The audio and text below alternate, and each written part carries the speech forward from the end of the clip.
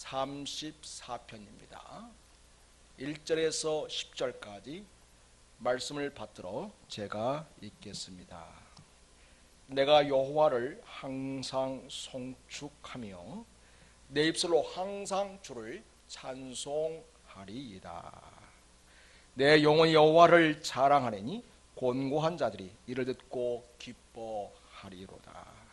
나와 함께 여호와를 강대하다 하시다 하며 함께 그의 이름을 높이세.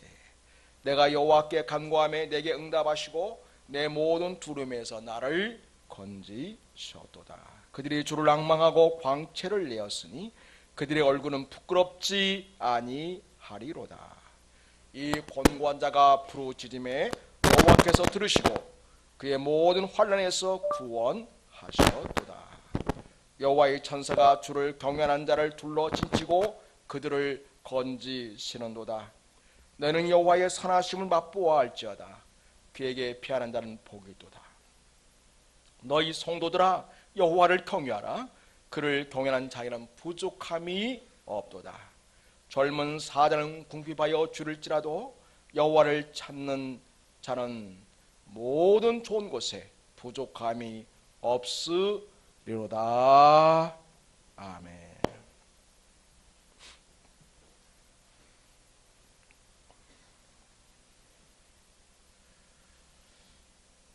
주 안에서 평안하셨는지요? 우리의 삶은 늘 잔잔하고 평탄한 것 같지만 겉으로는 그렇게 보일 수 있겠으나만 끊임없이 잔물결이 이는 바다처럼 항상 이런저런 크고 작은 일들이 우리 앞에 일어나는 것을 보게 됩니다. 또 때로는 전혀 예기치 않은 일이나 사건 때문에 또 사람 때문에 많은 어려움을 겪고 힘들어하는 일도 있음을 보게 됩니다. 이와 같이 앞을 예측할 수 없는 수많은 일들과 위기상황 속에서 우리 성도들은 어떠한 자세로 이 삶을 슬기롭게 대처하며 그리고 믿음의 승리를 가져올 수 있을까요? 오늘 시편 34편은 우리에게 자기의 마음을 있는 기도로 함께 다 토해내는 그러한 진솔한 고백의 시기도 하면서 동시에 위기상황 속에서 하나님의 도움을 간절히 바라고 기대하는 기도이기도 합니다. 근데 여러분 오늘 시편 34편에 보면 1절이라고 써 있는데 바로 그 위에 부제가 붙어 있죠? 뭐라고 붙어 있습니까? 다윗이 아비멜렉 앞에서 미친 채 하다가 쫓겨나서 지은 시다 이렇게 말하고 있습니다. 사실 이 사건은 사무엘상 21장 10절부터 이렇게 나오고 있음을 보게 됩니다. 여러분 한번 보실까요? 사무엘상 시편 34편의 배경이 되고 있는 말씀 사무엘상 21장 10절 보겠습니다.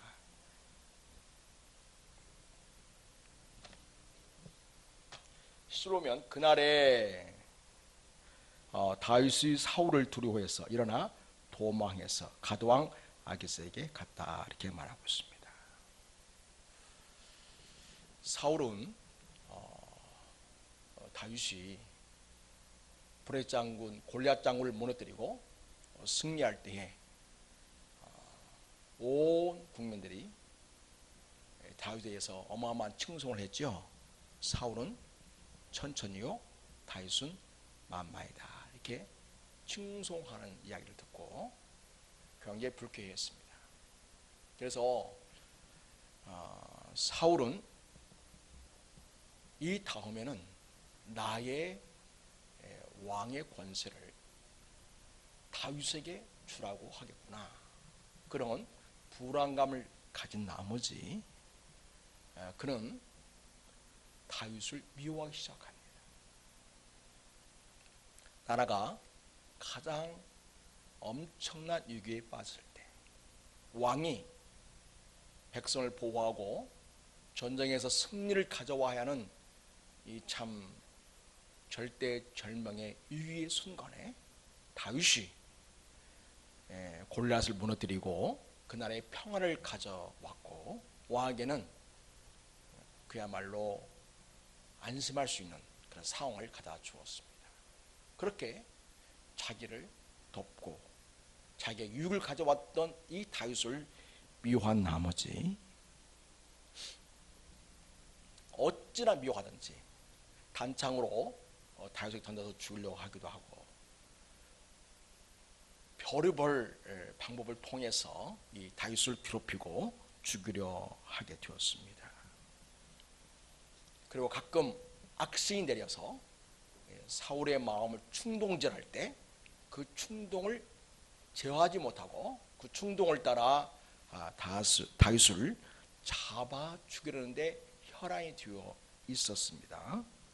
그래서 다윗은 비록 신분상으로는 그 장군이기도 하고 그리고 이제는 사울 왕의 사위이기도 하지만은 같이 왕국에 있지 못하고 도망 다녀야 하고 쫓겨 다니는 신세가 되고 맙니다. 이것이 아주 심각해질 때에 내가 이스라엘 지역에는 몸을 숨길 만한 곳이 없구나 라는 사실을 알게 되지요. 왜냐니까 사울이 곳곳에 비밀 경찰을 두어서 다윗이 있는 곳이면 즉각 신고하게 했고 신고를 받으면 사울이 또한 군대를 거느리고 출동하는 일들이 빈번해졌기 때문입니다. 그래서 여러분 10절 보면 그날에 다윗이 사울을 두려워하여 일어나 도망하는데 어디로 가게 되었습니까? 가드왕 아기스에게로 갔다 이렇게 이야기 나오고 있습니다. 근데 여러분 시편에서는 누구 앞에서 쫓겨났다고 이야기했습니까? 누구 앞에서 미친 채 하다가 쫓겨나 증언시라고 했습니까? 아비멜렉 앞에서 미친 채 하다가 쫓겨나 증언시다 이렇게 말하고 있습니다. 그 왕이 다르잖아요. 그죠? 21장에서는 사무엘서 21장에서는 아기스이고 시편에서는 아비멜렉이고 그러면 뭔가 문제가 있는 게 아닌가라고 여러분이 생각할 수 있겠습니다만 여러분 그 애굽에서 왕이 계속 바뀌지만은 그 왕을 지칭할 때에 다 똑같은 그런 왕에 대한 칭호로 왕을 부르는 것을 보게 됩니다. 무엇이죠? 애굽왕 그러면 누가 생각납니까? 애굽왕 그러면 누가 생각나요? 바로 왕입니다. 바로 왕.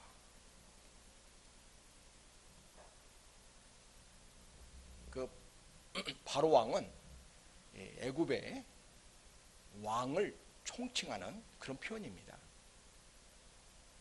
그래서 그 모세와 함께 자랐던 사람이 두트모스 3세인가요? 나중에 왕이 되지 않습니까? 그러나 부를 때 어떻게 부릅니까? 바로 왕이라고 부르는 거죠. 성경에도 바로 왕으로 그렇게 호칭하고 있지 않습니까? 그런 것처럼 이 블레셋은 왕을 호칭할 때 그 왕의 이름이 있습니다.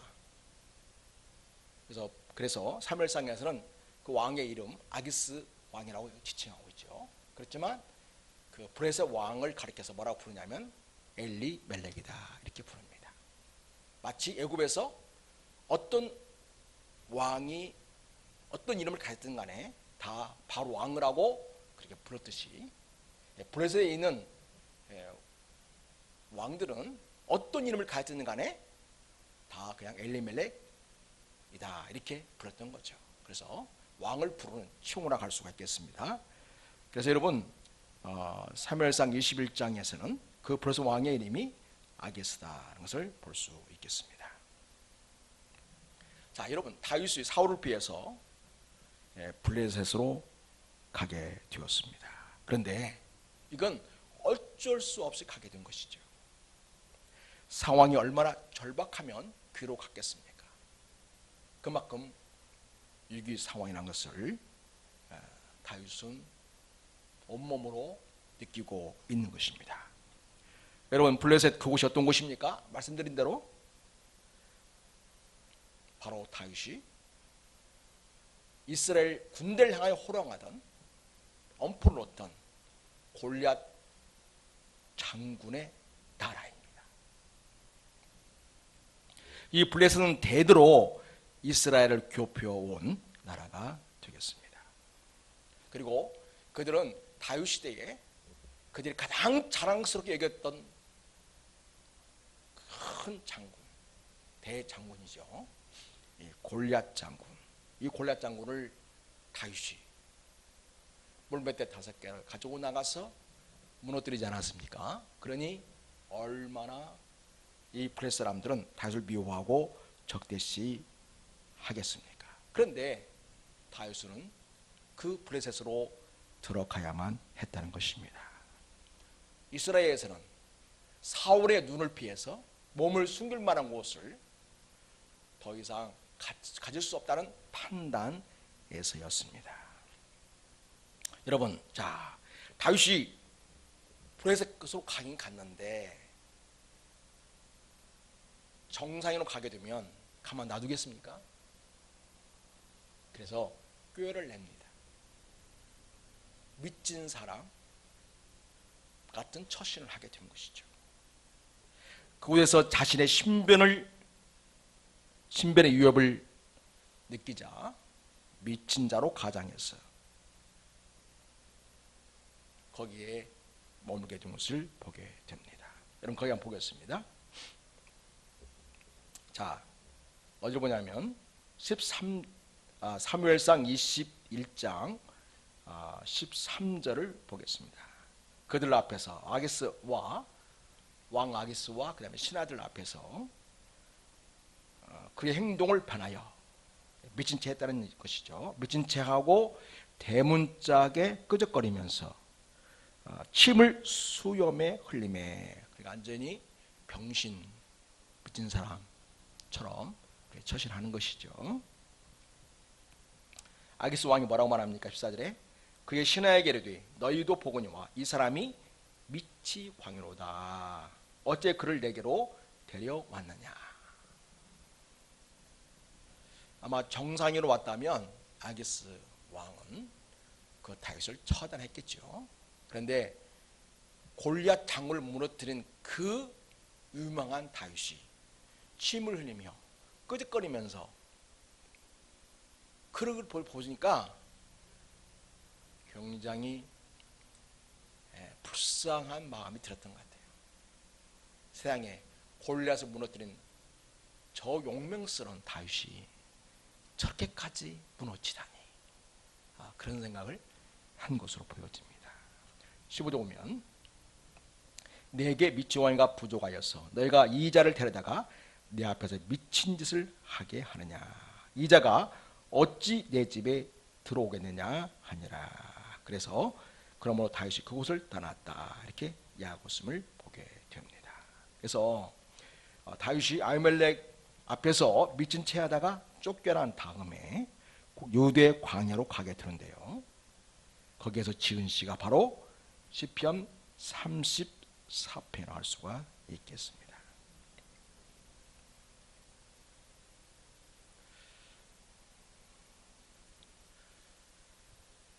이 광야에서 오랜 시간을 보내게 되는데 바로 이 고난의 세월을 보내면서 이 다윗은 이 시를 통해서 자기 믿음을 고백하고 있고 또 하나님께서 우리의 기도를 얼마나 귀 여겨주시고 놀랍게 응답을 주시는 것인가에 대한 자기의 간증을 하고 있음을 보게 됩니다.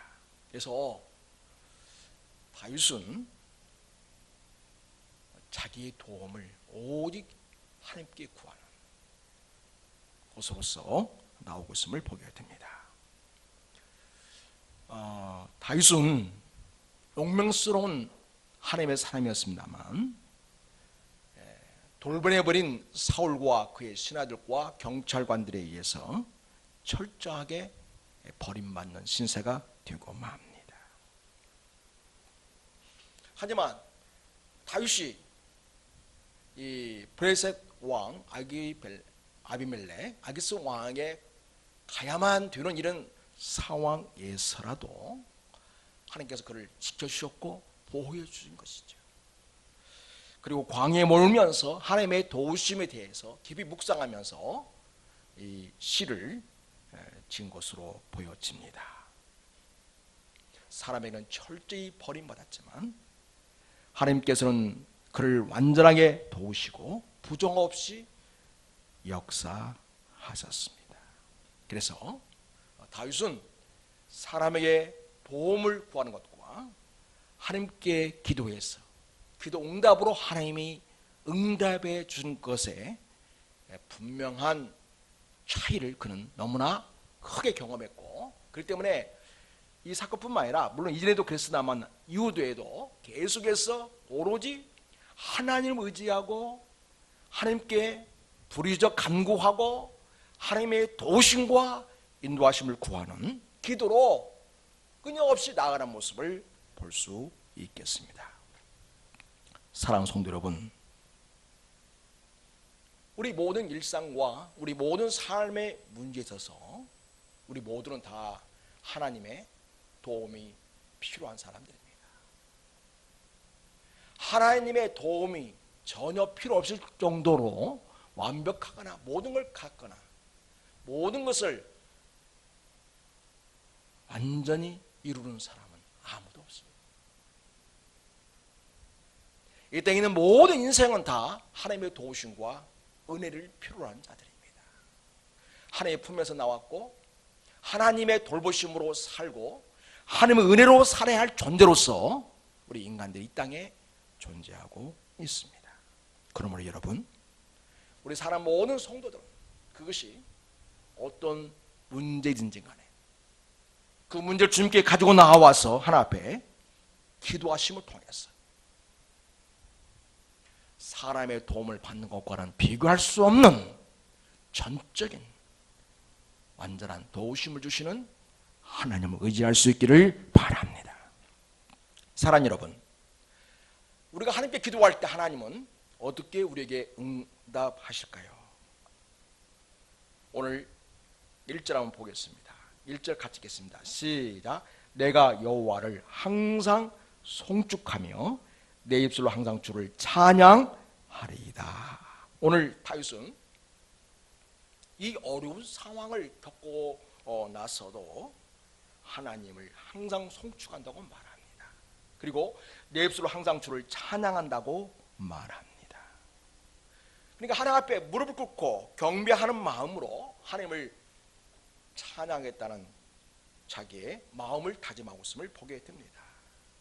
또한 자신의 입에서 계속하여 찬양하는 노래로 하나님께 나아가겠다는 그런 자기의 마음을 표현하고 있음을 보게 됩니다. 몸으로는 무릎을 꿇어 하나님을 경배하고 입으로는 하나님을 끊임없이 찬양하는 그런 삶을 살겠다는 의지를 보인다고 할 수가 있겠습니다. 근데 여러분, 그가 이렇게 하나님께 기도하는 자로서 하나님께 항상 송축하겠다, 항상 하나님을 찬양하겠다는 것은 그 이면에 무엇을 또 전제로 하는 표현일까요? 기도하는 자로서 항상 송축합니다. 기도하는 자로서 항상 하나님을 찬양한다. 그 말은 그 이면에 무엇이 있다는 것을 얘기해 주는 것일까요? 기도할 때마다 하나님이 내 기도를 들으시고 응답해 주셨다는 배경이 깔려 있는 것이죠. 그래서 항상 송축한다고 하는 것은 그만큼 하나님을 신뢰하고 찬양할 뿐만 아니라 그만큼 하나님을 의지하고 또 하나님이 자기의 기도에 대하여 응답해 주셨다고 하는 그런 표현이기도 하겠습니다. 따라서 여호와를 항상 송축하고 항상 찬양하는 것은 하나님께서 기도하는 그 다윗의 기도를 항상 들으셨고 그 기도에 대하여 하나님 도우시고 응답하셨다고 하는 그런 다윗의 간증이 되기도 합니다. 그래서 이번에도 함께 하신 것을 감사하면서 기도에 응답하시는 하나님을 찬양하고 있음을 보게 됩니다. 사랑하는 여러분, 우리는 사람에게 뭔가를 부탁하면 때때로 도움을 받기도 합니다. 그러나 여러분, 이 생에 사는 사람은 그 누구도 단 한 번도 거절하지 않고 언제나 돕기만 하는 사람은 없습니다. 하지만 하나님은 언제나 무엇이나 기도에 응답하는 분이십니다. 하나님은 항상 우리 기도에 응답하는 분이시죠. 여러분은 하나님 앞에 모든 일들, 큰일, 작은들을 주님께 고백하면서 기도로 나아가고 있습니까? 꼭 기도로 나아가시기 바랍니다. 왜냐하니까 하나님은 언제나 무엇이나 항상 응답하시는 분이시기 때문입니다. 그만큼 우리를 사랑하시는 분이다 그 말입니다. 하나님이 무슨 기도 자판기처럼 그렇게 자동으로 하시는 그런 뜻이 아닙니다. 그만큼 우리를 사랑해 주시고 긍휼히 여기시고 우리의 기도에 귀 기울여 응답해 주시는 좋으신 하나님, 사랑하신 하나님, 신실하신 하나님이시기 때문에 그렇습니다. 여러분, 제가 주일 저녁하고 수요일 저녁 때마다 예배가 이제 다 주일 예배 마치고 또 수요일 마치고 끝나고 저녁에 주일에는 9시, 저녁 9시, 수요일에는 저녁 9시 반에 후배 목사님 두 가정과 함께 기도 모임을 갖습니다.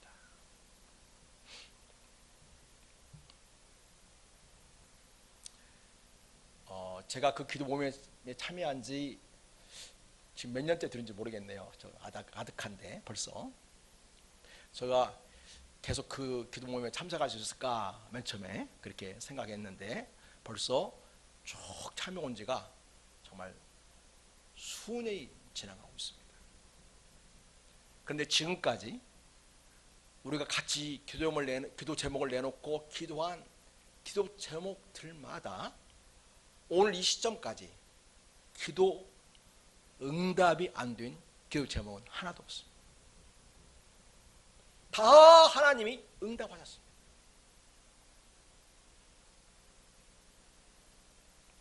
요즘에 예를 들면 부동산 경매도 정말 거의 안 되잖아요. 그래서 이제 매물은 많이 나오는데 사는 사람은 없죠.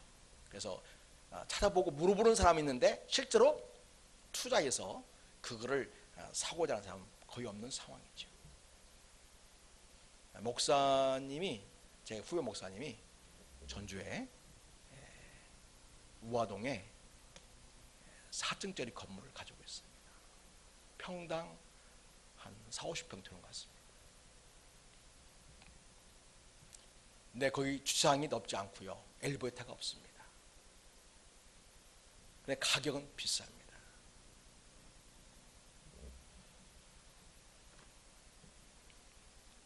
그래서 그 건물이 팔릴까 참 너무 염려되는 그런 상황이었습니다. 기도한 지 한 1년 반 정도 된 것 같습니다. 하나님께서 지난달에 전격적으로 매매가 되도록 허락해 주셨습니다. 제가 생각할 때도 이건 가격도 그렇고 그 건물의 위치나 상황도 그렇고 여러모로 불리한 그런 시기적으로 볼 때 그런 상황 속에서 이게 과연 될까? 그리고 1억이 아니라 10억에 가까운 그런 돈으로 매물이 되어들었는데 그랬는데 이런 문제까지라도 하나님께 기도하고 하나님의 도우심을 구할 때 하나님께서 선히 역사하시고, 그리고 그 외에도 계속 이제 그 매매를 하려면 또 전 세입자가 있지 않습니까? 그럼 그 문제도 잘 해결이 되어야 되는데, 그런 문제까지라도 다 이렇게 하나님께서 만져주시고 이게 좋은 방향으로 이끌어 주시는 그런 모습들을 우리가 보았습니다. 사랑하는 여러분, 여러분 잘 아시다시피 제 큰아들이 미국으로 유학을 가지 않았습니까?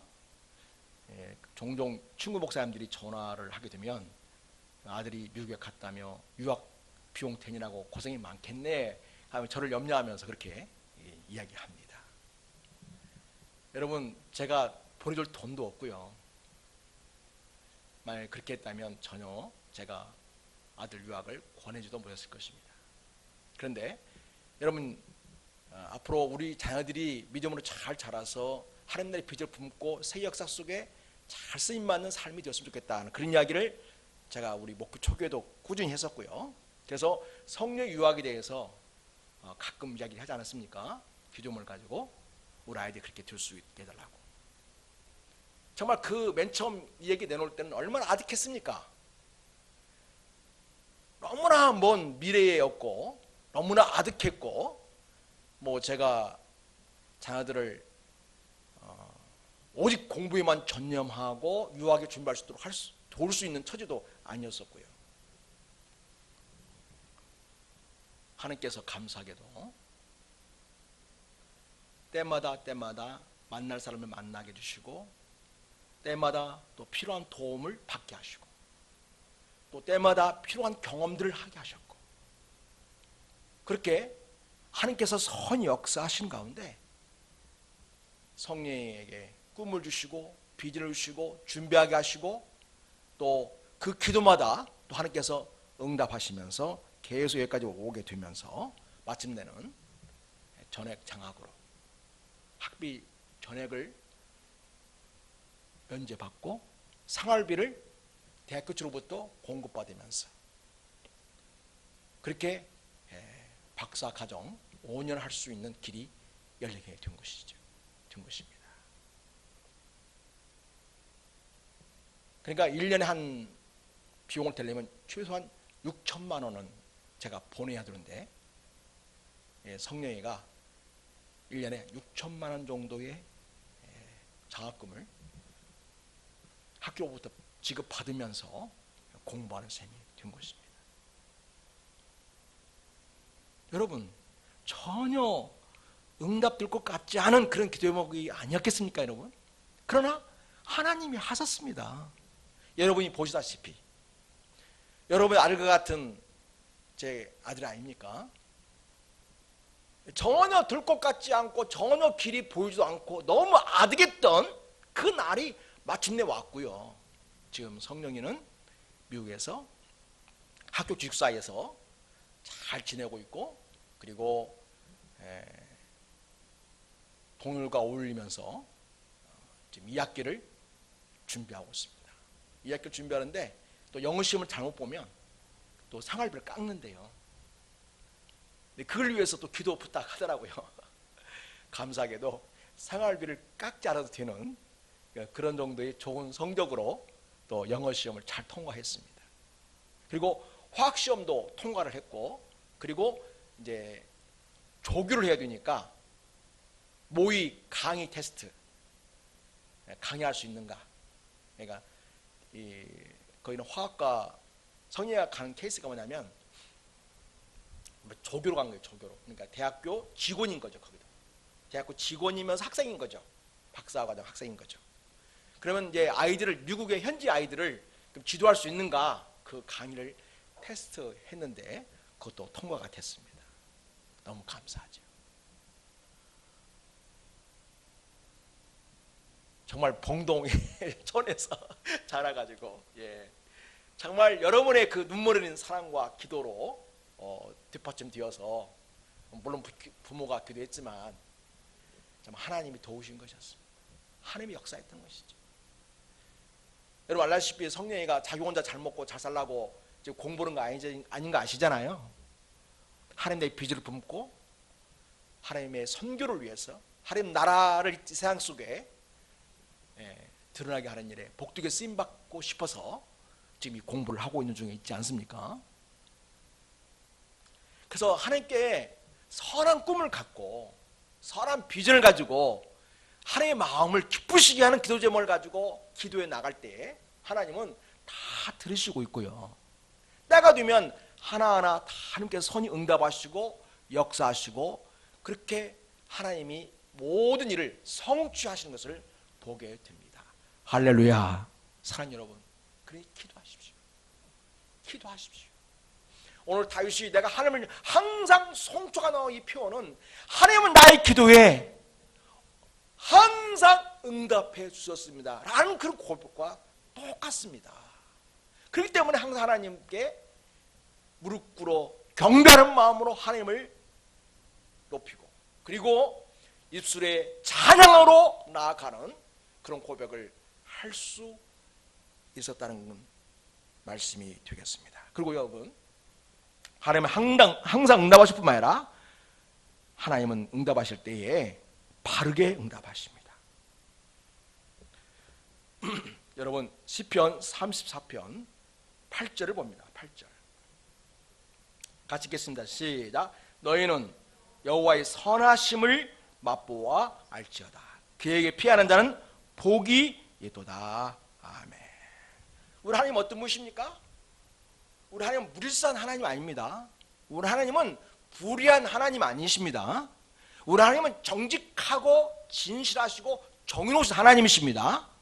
그러니까 하나님의 선하심을 맛본다는 말은 하나님 우리의 기도 응답하실 때 정직하게 진실하시게 공의롭게, 다시 말해서 바르게 당신의 성품을 따라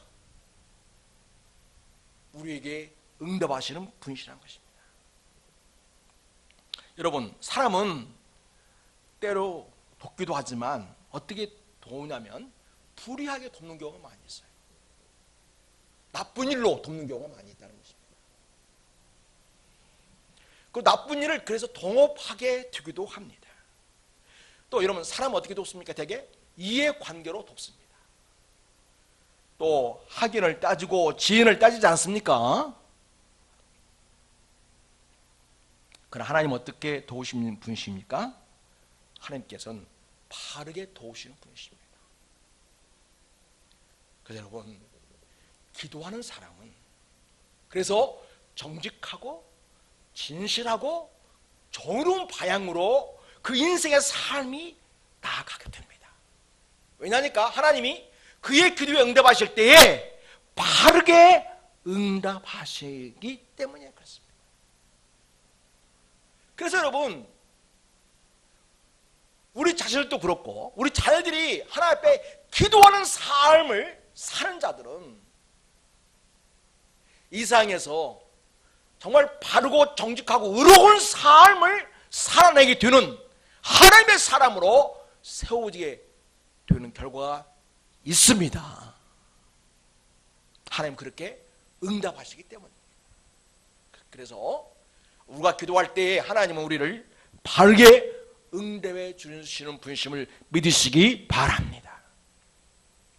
또한 여러분, 우리 하나님은 우리가 기도할 때 부족함 없이 응답하십니다. 사랑하는 여러분, 사울의 눈을 피해서 계속 도망해야만 자신의 목숨을 지켜낼 수 있는 그러한 다윗이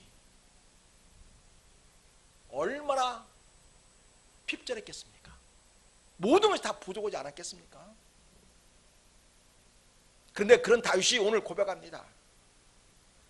하나님은 부정함 없이 응답하시는 나의 하나님이라고 그렇게 고백을 하고 있습니다.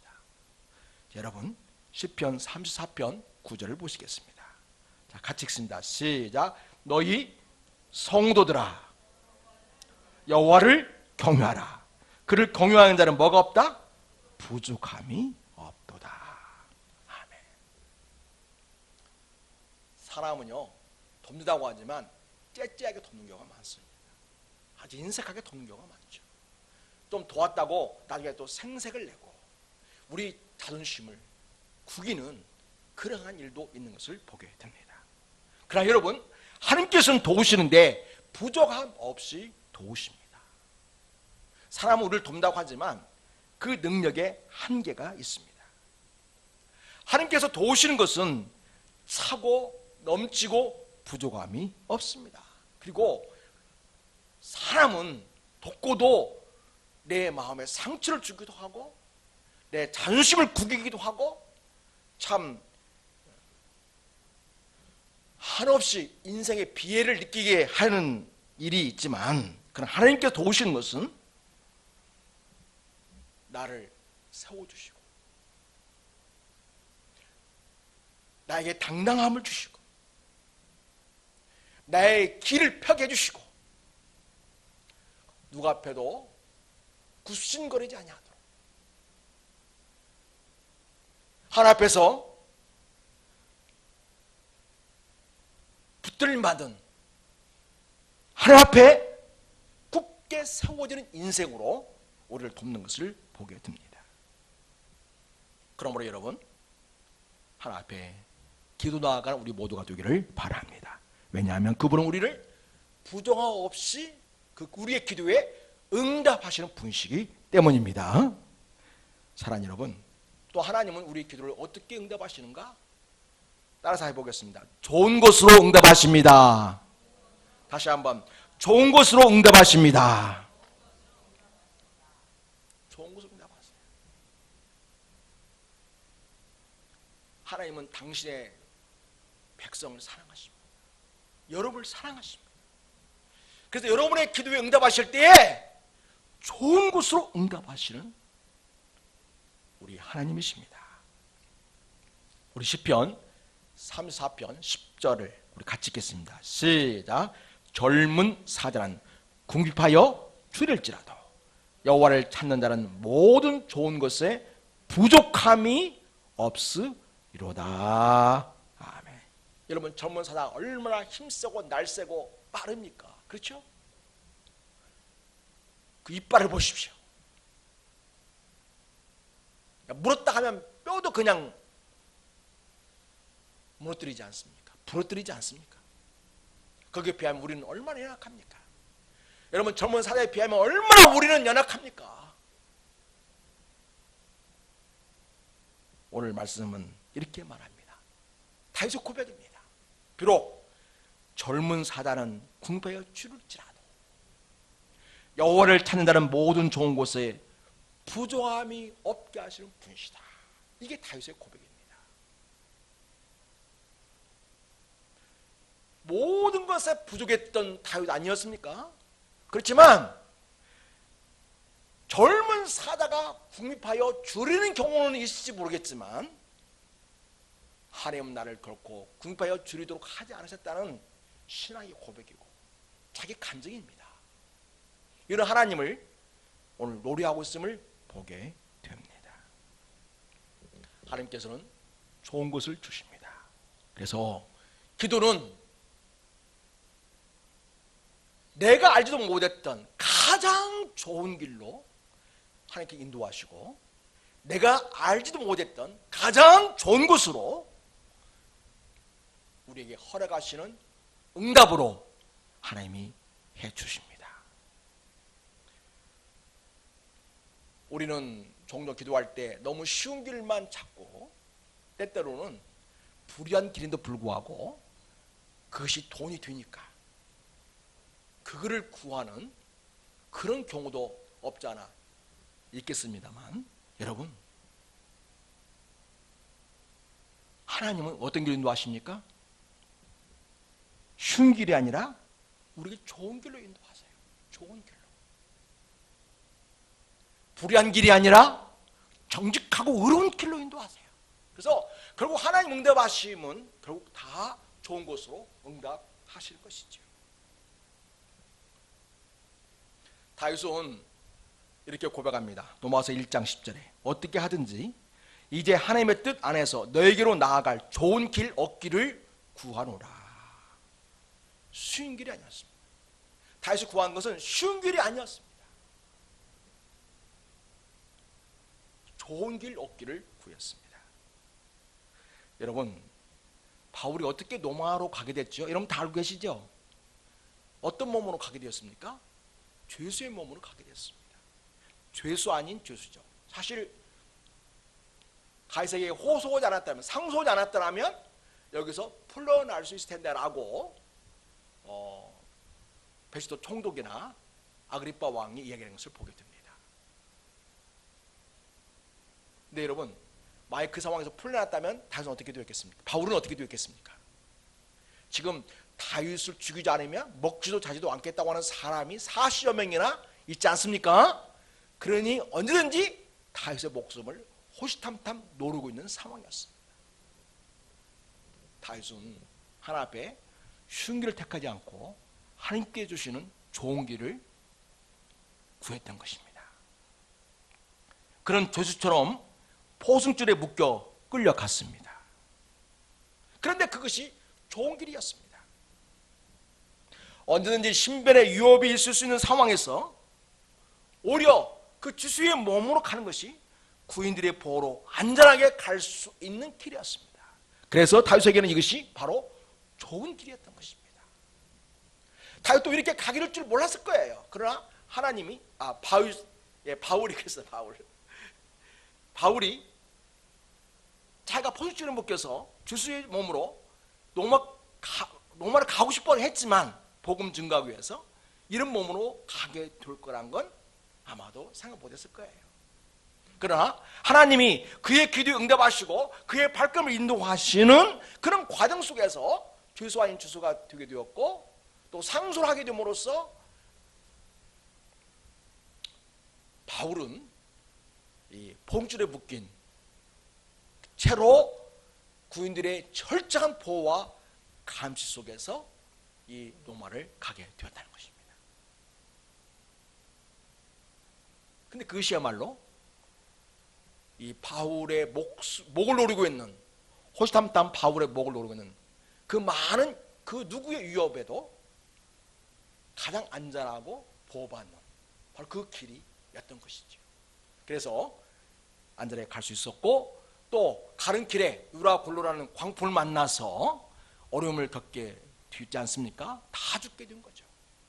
그런 상황에서 우리 하나님은 그런 위기 상황 속에서 영적 능력을 발휘해서 거기 있는 모든 사람들을 지도할 수 있는 영적인 지도력을 발휘하는 그런 바울로 우뚝 세우신 것을 보게 됩니다. 사랑하는 여러분, 우리 성도는 하나님 앞에서 기도로 살아가는 자들입니다. 사무엘은 내가 하나님 앞에 기도 수요일은 죄를 범치 않겠다 이렇게까지 고백했습니다. 그래서 여러분, 기도 안 한 것도 죄에 속합니다. 왜냐하면 기도는 바로 하나님과의 끊임없는 영적인 교제요 관계를 누리는 것이고 하나님의 사랑을 공유하는 것입니다. 그리고 내 삶을 전적으로 하나님께 맡기고 의지하며 그분의 돌보심과 그분의 도우심을 구하는 일입니다. 그래서 하나님을 전적으로 신뢰하고 의지하는 믿음의 표현이기도 합니다. 그래서 바로 기도는 뭐냐? 믿음의 표현인 것이죠. 하나님을 전적으로 신뢰하는 믿음의 표현이 되겠습니다. 사랑하는 여러분, 우리 성도들 보면 어떤 일이 생길 때에 기도를 안 해보고 하는 것만 열심히 하는 걸 보게 됩니다. 사방팔방을 뛰어다니면서 하나님께 도움을 구하고 어떻게 문제를 해결해 보려고 동분서주하는 것을 보게 됩니다. 안 되고 앉아 보니까 막다른 걸 먹으니까 그때서야 기도해야 되는가 이런 생각하는 것입니다. 여러분, 기도는 다 해보고 마지막에 해보는 주의 방법이 되어서는 안 됩니다. 기도는 우리 매일 일상의 삶이어야 합니다. 그래서 늘 하나님과 교제하고 만나고 늘 하나님과 밥 먹듯이 이야기하듯이 그렇게 하나님과의 긴밀한 사귐 속에서 살아가야 할 삶의 모습이어야 합니다. 그런 모습으로 하나님께 기도해야 하겠습니다. 사랑하는 여러분, 오늘 이 다윗의 고백을 통해서 우리가 확인해야 되는 것은 무엇입니까? 하나님 우리 기도에 어떻게 응답하신다? 항상 응답하는 분이시라는 것입니다. 또 어떻게 응답하시는 분이십니까? 바르게 응답하시는 분이십니다. 또 하나님은 부정함 없이 응답하시는 분이십니다. 하나님 우리에게 좋은 것으로 응답하시는 하나님이십니다. 그러므로 우리 모든 일상, 모든 문제 다 주 앞에 맡기고 기도로 끊임없이 줄기차게 가시길 바랍니다. 환경이 더 나빠져도, 교회는 더 환경은 나빠져요. 더 풀릴 길 없어 보여요. 그래도 여러분 기도해야 됩니다. 왜냐하면 하나님은 살아계시고 지금도 우리의 기도를 듣고 계시고 그 기도를 통해서 우리가 성숙해지기를 바라는 시간이 되었기 때문에 그렇습니다. 어떤 기도는 하나님께서 즉시로 응답하시지만 어떤 기도는 내가 새롭게 깨닫고 변화되길 바라시면서 기다리신 경우가 있습니다. 어떤 기도는 충분한 시간을 통해서 훈련하고 세워져서 하나님의 뜻을 감당할 만한 사람으로 준비시키는 것을 보게 됩니다. 그래서 여러분, 내 눈에 아무 증거가 보여도 믿음만을 가지고서 우리는 늘 기도해야 됩니다. 기도하는 우리 큰사랑교회 성도가 될 수 있기를 바랍니다. 여러분, 가정 문제뿐만 아니라 우리 자녀 문제뿐만 아니라 우리 나라의 문제도 그렇습니다. 지난주도 말씀드렸습니다만 나라가 위기에 처했을 때 우리 그리스도인이 해야 할 일이 무엇이겠습니까? 이 문제를 가지고 주님 앞에 기도하는 것입니다. 그런데 주님은 동일하게 항상 응답하시고 바르게 응답하시고 부정 없이 응답하시고 좋은 것으로 응답하실 것입니다. 그러므로 주님을 신뢰하십시오. 주님께 기도로 나아가십시오. 어떤 상황이 와도 눈에 아무 것이 안 보여도 영신 하나님께서 내 기도를 듣고 있음을 확신하십시오. 그리고 줄기차게 기도로 나아가 이런 기도의 응답을 받아 누리고 진정 하나님의 사람으로 이 땅에서 하나님 나라를 위하고 주의 몸된 교회를 이루고 이 땅에 하나님의 뜻을 이루어 드리는 멋진 하나님의 사람들로 다 세워지는 은혜가 있기를 주님의 이름으로 부탁을 드리고 여러분 모두를 축복합니다. 하나님 아버지 감사합니다. 하나님 우리를 사랑하시고 우리 기도에 항상 귀 기울이시는 분이시니 감사합니다. 기도 응답하실 때 항상 응답하시니 감사합니다. 모든 기도에 응답하시는 하나님께 감사함을 드립니다. 또한 바르게 응답해 주시니 감사합니다.